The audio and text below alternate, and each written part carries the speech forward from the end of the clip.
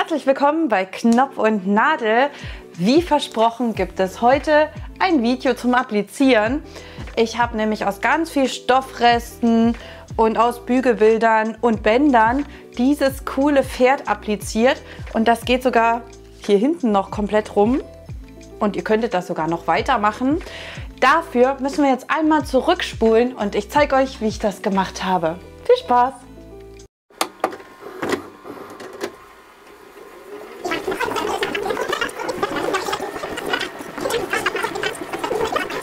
Ganz am Anfang benötigt ihr erstmal eure Stoffreste. Ich habe mir dafür meinen Stoff längs zugeschnitten bzw. meine Stoffreste. Denkt daran, wenn ihr gegen den Fadenlauf schneidet, also der geht jetzt bei mir von oben nach unten, dann rollt sich der Stoff so schön ein und kann zum Beispiel super für eine Mähne benutzt werden, wie wir es jetzt in diesem Fall machen. Wenn ihr es andersrum schneidet, also mit dem Fadenlauf geht, dann rollt sich der Stoff nicht so ein und bleibt eher gerade. Ich habe jetzt versucht, die Streifen alle ungefähr gleich breit zu schneiden, damit es einer Mähne bzw. Haaren gleichen kann. Wenn ich damit fertig bin und ganz viele Reste gesammelt habe, schaut mal, wie viel das bei mir waren, die irgendwie farblich so ein bisschen zusammenpassen, dann schauen wir mal, was wir noch alles benötigen. Ich empfehle zum Applizieren eine eher einfache Form. Also meinen Pferdekopf habe ich wirklich aus dem Kopf aufgemalt, beziehungsweise habe ich mich dafür ein bisschen an einer Plotterdatei orientiert und einfach mit der Hand aufgemalt. Ihr seht es daran, dass es wirklich eine ganz einfache Form war. Dabei könnt ihr aber auch selbst entscheiden, wie kompliziert das Ganze werden soll. Dann habe ich natürlich noch alle anderen Teile des T-Shirts ausgeschnitten, die ich noch so benötige. An der Stelle eine kleine Warnung: Wenn ihr Anfänger seid und das erste Mal appliziert, würde ich euch empfehlen, direkt auf der Vorderseite vor dem Nähen zu applizieren. Ich appliziere aber nach dem Nähen, weil ich einen besonderen Effekt erzielen will, indem die Mähne nämlich einmal rumgeht um das T-Shirt. Dann habe ich mir noch einen Plot ausgesucht, den habe ich aus meiner eigenen Plotterdatei hinzugefügt. Diese süßen Einhörner könnt ihr auf jeden Fall bei mir im Shop bestellen. Dann braucht ihr noch ganz viele Bänder.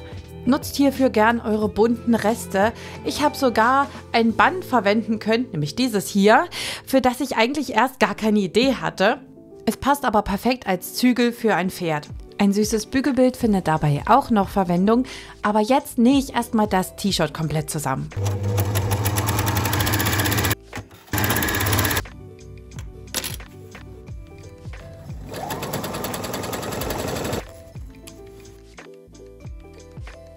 So, jetzt ist es bereit zum Applizieren. Ich habe jetzt einmal ganz locker dieses Pferd auf dem T-Shirt. Das wird einmal wirklich nur locker aufgelegt und nicht gespannt. Wir haben ja hier Jersey, da muss man ein bisschen aufpassen. Und da ich es einmal rumlegen möchte, habe ich auch das nur ganz locker getan, damit es dann eben nicht unter Spannung steht, um mir das einmal grob anzugucken, ob es nicht zu groß ist, was ich hier eigentlich zurechtgeschnitten habe. Jetzt wird erstmal der Plot angebracht, damit das erstmal für mich erledigt ist und wir da einen Haken dran machen können. Das Sternchen habe ich dabei übrigens dann nicht mehr verwendet. Das war jetzt über, aber das ist ja gar kein Problem. Kleine Sternchen kommen in meinen Ordner und werden dann nach und nach mitverarbeitet. So, jetzt hat das Pferd erstmal ein Gesicht. Jetzt geht der Kreativteil los und man probiert rum mit Bändern und mit den Stoffresten, was passt jetzt gut zusammen und welche Farben sind gut. Am Ende habe ich mich dann wirklich für diese Zügelvariante entschieden und mit einem Band dann auch noch eine Führung am Pferd festgemacht. Jetzt will ich für die Mähne einmal flechten. Also ich nehme mir dann immer 3 solche Schlangen, sage ich immer dazu, und nehme mir die einmal zusammen. Am besten lassen die sich übrigens flechten, wenn ihr die jetzt einmal näht. Ich habe die dafür wirklich unter die Nähmaschine nur gelegt und mit einem Geradstich einmal fixiert und habe damit eine kleine Hilfsnaht gemacht, damit man die jetzt richtig schön eng flechten kann, damit es schön gleichmäßig wird. Ich zeige es euch auch nochmal an diesem hier. Genau, einmal vor und zurück, damit das wirklich einmal gerade ist und ich auch nochmal sehen kann, ob alle gleich lang sind, damit es ein besonders schönes Ergebnis am Ende gibt. Mir war dabei wichtig, dass ich besonders eng flechte, deswegen ist es auch ein bisschen wichtiger, hier ein wenig vorzubereiten. Ein Tipp von mir: Spannt das Ganze unter die Nähmaschine, die ist nämlich schwer genug, um dieses Gewicht zu halten, das ihr dann beim Ziehen habt. Und dann wird geflochten und zwar richtig eng. Ihr könnt das übrigens auch unter dem Nähfüßchen machen. Wenn ihr euer Nähfüßchen runtersetzt, dann habt ihr auch genug Druck, um hier richtig schön eng zu flechten. Und ich finde, das ergibt ein wunderschönes Muster. Schaut euch mal an, wie das aussieht, wenn ihr 3 verschiedene Farben von Jersey benutzt, um die mal zu flechten. Ich finde, das ist perfekt für ein Einhorn geeignet, dass man diese coolen geflochtenen Sachen mit unterbringt. Dann habe ich mal geschaut, was ich noch so dabei habe. Also ich habe mich ja an ein Farbkonzept gehalten, habe dabei aber Bänder und Stoffreste wild gemischt und habe mir dann die Bänder auch noch ein bisschen zurechtgeschnitten, damit die dann in der Länge ungefähr passen. Wenn sie zu lang sind, ist es ein bisschen schwieriger, das Ganze zu koordinieren und unter die Nähmaschine zu bekommen. Ihr könnt dabei aber einfach euch orientieren, welche Länge ihr braucht. Jetzt habe ich mein Pferd einmal auf mein T-Shirt gelegt, wieder ganz locker. Ihr könnt das jetzt einmal mit einem Vlies festbügeln, damit ihr das einmal fixiert habt. Das wird dann einmal unter dem Pferd angebracht und gebügelt.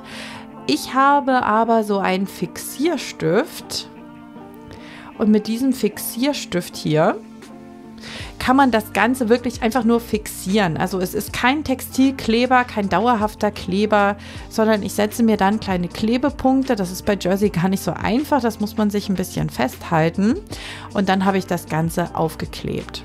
Dann habe ich mir meine Mähne, also zumindest jetzt erstmal das Pony von meinem Pferd zusammengelegt und geschaut, was gut aussieht. Habe mir jetzt die kürzeren Stoffreste genommen. Und die werden jetzt auch mit einem Band erstmal festgesteckt, damit ich die dann gleich einmal festnähen kann. Ich mache das nämlich hier so, dass ich alles nach und nach nähe. Also es wird jetzt nicht in einem Ritt zusammengenäht, sondern es wird jetzt nach und nach entstehen. Das macht das Ganze viel einfacher, denn wenn ich jetzt einmal alles festgesteckt hätte, dann wird es umso schwieriger, das drunter zu behalten. Also diese Stoffreste rutschen sonst sehr leicht raus. Ich habe jetzt einfach mit einem Geradstich fixiert. Ich empfehle euch hier ein flexibles Garn zu benutzen, weil dann auch das ganze Motiv flexibel bleiben kann. Ansonsten könnt ihr natürlich mit dem doppelten Geradstich auch noch für ein bisschen Flexibilität sorgen. Dabei ist meine Naht mit dem Seraflex Garn richtig gut geworden und die ist so schön unauffällig, das gefällt mir richtig gut. Ihr könnt aber auch eine auffälligere Farbe benutzen, das ist jetzt nur mein Geschmack. Dann werden meine Bänder, meine Flechtfrisuren, meine ganzen Stoffreste alle einmal unter diese Mähne gebracht. Dabei ist wichtig, wenn ihr wie ich solche Zügel haben wollt, dass ihr die jetzt auch in der Mähne mit festnäht, aber viel länger lasst, damit ihr die dann nach vorne zur Schnauze vom Pferd wieder führen könnt. Und dann wird einmal alles schön drunter geschoben und mit Nadeln festgesteckt.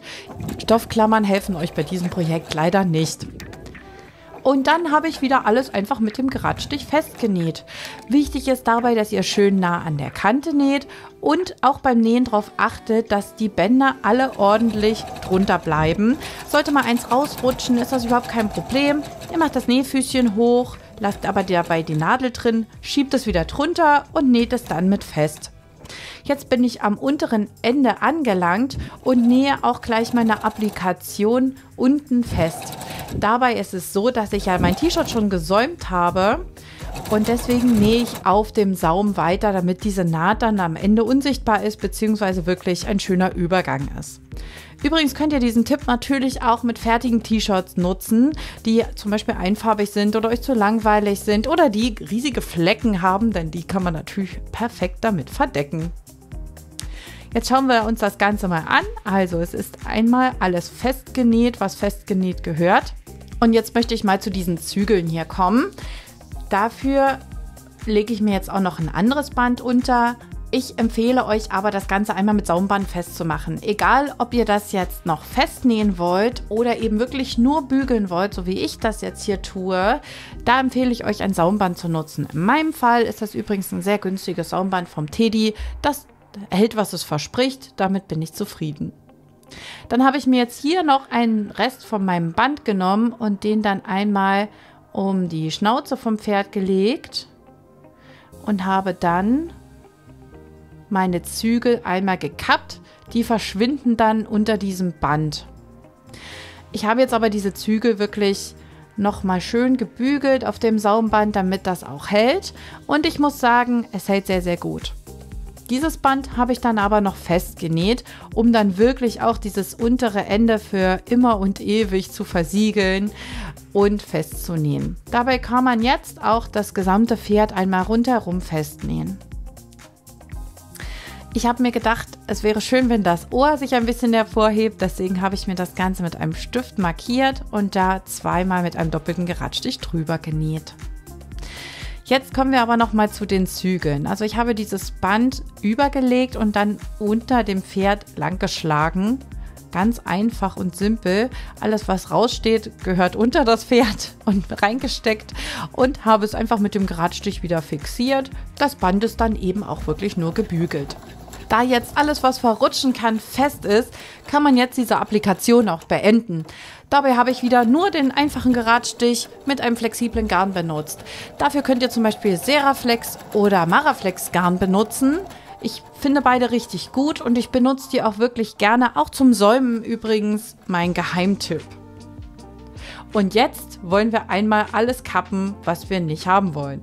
Zum Beispiel habe ich unten ja diesen Saum so schön lang genäht und deswegen werde ich jetzt einmal diese Applikation über der Naht kappen. Dabei muss man wirklich langsam und vorsichtig vorgehen, damit man nicht aus Versehen in seine Naht schneidet. Und danach habe ich mir auch noch die Mähne zurechtgeschnitten. Ich wollte nicht, dass das so wild unterschiedlich lang ist. Das sollte schon ungefähr eine Länge haben und natürlich beim Tragen auch nicht stören. Deswegen habe ich mir das alles einmal so zurechtgeschnitten, wie ich es dann am Ende auch haben möchte.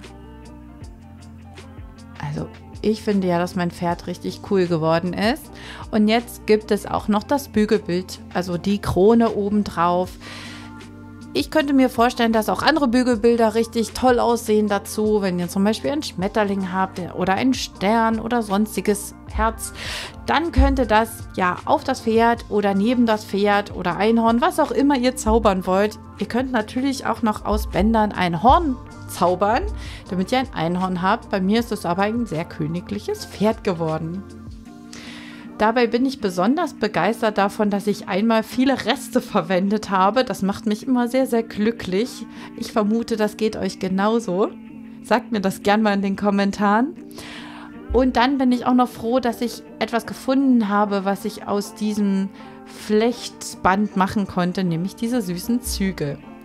Dabei geht diese Applikation jetzt wirklich einmal hinten rum und fällt damit aber auch gar nicht auf, dass dann diese Spitze vielleicht nicht in den Saum reingeht oder so. Das ist gar kein Problem. Auch wenn ihr Anfänger seid oder das erste Mal macht, ist das wirklich nicht schlimm. Dadurch, dass diese Mähne auch eure Nähte ganz gut überdeckt, könnt ihr da auch mal schief nähen. Alles überhaupt kein Problem. Das wird am Ende keiner sehen. Ich liebe dieses Projekt. Ich finde, es ist super süß geworden. Und ich habe damit ein kleines Mädchen richtig glücklich gemacht. Abonniert gern meinen Kanal, wenn ihr weitere Videos von mir sehen wollt. Und wir sehen uns wieder beim nächsten Mal. Macht's gut. Tschüss.